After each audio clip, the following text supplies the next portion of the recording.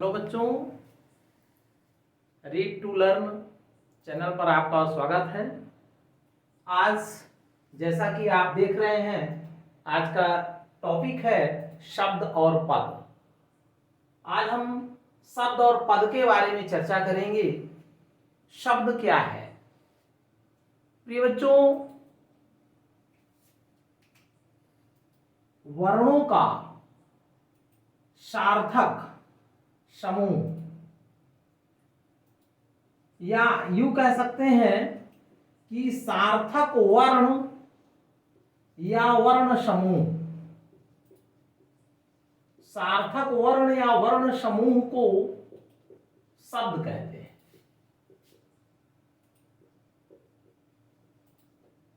ठीक है।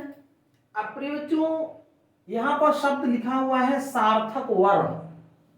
सार्थक वर्ण क्या है और वर्ण समूह क्या है, थोड़ा इस पर ध्यान दीजिए। ठीक है। सार्थक वर्ण किसे कहते हैं? जैसे मान लीजिए कि हम कोई एक वर्ण बोलते हैं। वर्ण का मतलब होता है, जैसे हम मान लीजिए कोई एक वर्ण, एक ध्वनि बोलते हैं। उदाहरण के लिए हमने बोला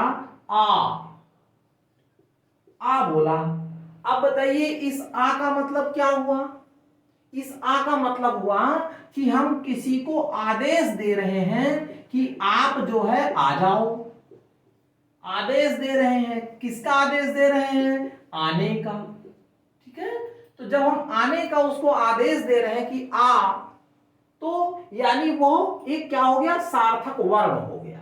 ठीक है। अब हम दूसरा इसके आगे की बात करते हैं, वर्ण समूह। तो वर्ण समूह क्या है बच्चों? आप लीजिए, हम एक वर्ण समूह लेते हैं, यानी वर्ण समूह का मतलब कई ध्वनियों के समूह को लेते हैं। तो कई ध्वनियों के समूह को, जैसे हमने कहा कि राम।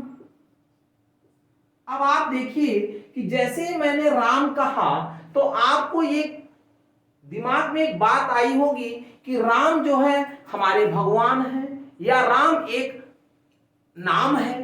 ठीक है। राम शब्द बोलते ही आपको एक भाव जागृत हुआ, एक आपको एक दृष्टांत नजर आया कि राम कोई व्यक्ति है। यानी यहां पर राम में कितने वर्ण हैं बच्चों? तो राम में बच्चों रा हो गया, आ हो गया, मा हो गया और आ हो गया। यानी राम में कितने वर्ण हैं बच्चों? 1 2 3 4 वर्ण हैं बच्चों। राम में कितने वर्ण हैं? 4 वर्ण हैं। आ में कितने वर्ण हैं बच्चों? आ में केवल एक ही वर्ण है बच्चों। ठीक है ना, इसका ध्यान देना है। तो यानी सार्थक वर्ण, यानी एक यहां पर हमने आ कहा और आ का अर्थ निकल रहा है, तो सार्थक वर्ण हो गया। और वर्ण समूह, यानी वर्णों के समूह को हम सार्थक हो, ध्यान दीजिए यहां पर लिखा हुआ सार्थक हो, यानी उसका अर्थ निकले, तो हम इसको हमने क्या कह दिया बच्चों? शब्द कहते हैं। ठीक है। अब हम चलते हैं बच्चों कि जो शब्द होते हैं उनके अर्थ जो होते हैं वो एक नहीं होते हैं, अनेक होते हैं। ठीक है। अब हम देखिए कैसे समझेंगे कि शब्दों के अर्थ जो होते हैं एक नहीं होते हैं, अनेक होते हैं। जैसे मान लीजिए कि हमने लिखा चारा। अब देखिए चारा शब्द हमने जब लिखा तो बताइए चारा का मतलब आपके दिमाग में क्या बात आई?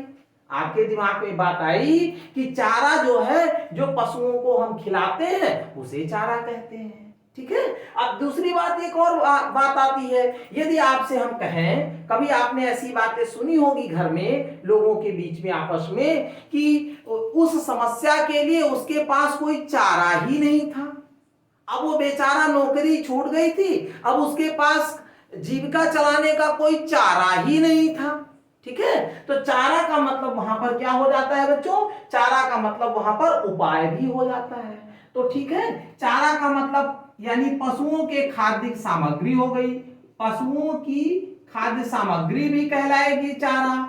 ठीक है। और चारा मतलब उपाय भी कहलाएगा। ठीक है। यानी यहां पर हमने क्या देखा कि जो शब्द होते हैं वह शब्द एक अर्थ नहीं देते हैं, अपितु उन शब्दों के अनेक अर्थ होते हैं। ठीक है। हम एक दूसरा उदाहरण लेते हैं। जैसे हमने लिखा कि क्या लिखा बच्चों? मान। मान शब्द एक हमने लिखा। ठीक है। जैसे हमने कहा कि हम आप अक्सर सुने होंगे कि लोग कहते हैं कि उसका तो उसके घर में कोई मान ही नहीं है। तो मान नहीं है का मतलब क्या हुआ बच्चों? मान का मतलब हो गया सम्मान नहीं है, ठीक है। और एक बार आपने कभी कभी ऐसा सुना होगा कि लोग यह भी कहते हैं कि वो तो नाराज था किंतु मान गया, ठीक है। क्या हो गया? मान गया। तो मान गया का मतलब क्या हुआ बच्चों? यहां पर मान गया का मतलब मानना हो गया, यानी उसने स्वीकार कर लिया, ठीक है। यानी हम इन उदाहरणों से ये सिद्ध करते हैं कि कोई भी जो शब्द होते हैं उस शब्दों के एक अर्थ नहीं होते हैं, अनेक अर्थ होते हैं। और वे जो अर्थ होते हैं जब वो किसी वाक्य में प्रयुक्त होते हैं तब वो अपने अलग अलग अर्थ बताते हैं, ठीक है। हम बच्चों यहाँ पर शब्द के बारे में इस बात को समझ चुके हैं। अब हम चलते हैं बच्चों, जैसा कि आज दूसरा वर्ड है यहाँ पर लिखा हुआ है पद है, क्या है, ठीक है। प्रिय बच्चों यहाँ पर एक छोटी सी बात हम और कहना चाहेंगे। शब्द की बात आई है इसलिए मैं इस बात को कहेंगे। प्रिय बच्चों हम लोग 3 भाषाओं का अध्ययन करते हैं, ठीक है। 3 भाषाएं कौन कौन सी पढ़ते हैं हम लोग? हिंदी भाषा पढ़ते हैं, अंग्रेजी भाषा पढ़ते हैं और संस्कृत भाषा पढ़ते हैं, ठीक है ना। ये तीनों भाषाओं में हमें शब्द का विशेष ध्यान रखना चाहिए, यानी शब्द के अर्थ यानी शब्दार्थ को विशेष ध्यान रखना चाहिए। यदि आपको शब्दों का अर्थ मालूम होगा तभी आप उस भाषा का ज्ञान प्राप्त कर सकेंगे, तभी उस भाषा को आप समझ सकेंगे। लेकिन यदि आपको शब्द का अर्थ नहीं मालूम है बच्चों तो फिर आप उस भाषा का ज्ञान आपको नहीं हो पाएगा। इसलिए हमें हिंदी, अंग्रेजी, संस्कृत भाषाओं के अध्ययन हेतु शब्दों का अर्थ अर्थात शब्दार्थ, अंग्रेजी के लिए मीनिंग और संस्कृत के लिए भी जिसे शब्दार्थ कहते हो, निश्चित रूप से आपको याद करना चाहिए, ठीक है। शब्दार्थ याद होना चाहिए, इसका विशेष ध्यान देंगे। इसके बाद अगली बात करते हैं बच्चों, हम पद की बात करते हैं। अब देखिए बच्चों पद क्या कहलाता है, ठीक है। जब शब्द किसी वाक्य में प्रयुक्त होता है, ठीक है। जब शब्द किसी वाक्य में प्रयुक्त होता है तब वह और प्रयुक्त होकर के वह कोई विशेष अर्थ देता है तब वह पद कहलाता है। जैसे मैंने लिखा, उदाहरण के लिए हम लिखते हैं कि यह मेरा यह मेरी गाय है, गाय है। अब देखिए बच्चों यहां पर जो गाय शब्द आया है वो क्या है? पद है। मेरी जो शब्द आया है वो क्या है? पद है। यह जो शब्द आया है यह क्या है? पद है, ठीक है। अब देखिए बच्चों यहां पर यह जो शब्द लिखा हुआ है बताइए किसके लिए लिखा हुआ है? गाय के लिए लिखा हुआ है। मेरी जो शब्द लिखा हुआ है वो किसके लिए लिखा हुआ है? गाय के लिए लिखा हुआ है, ठीक है।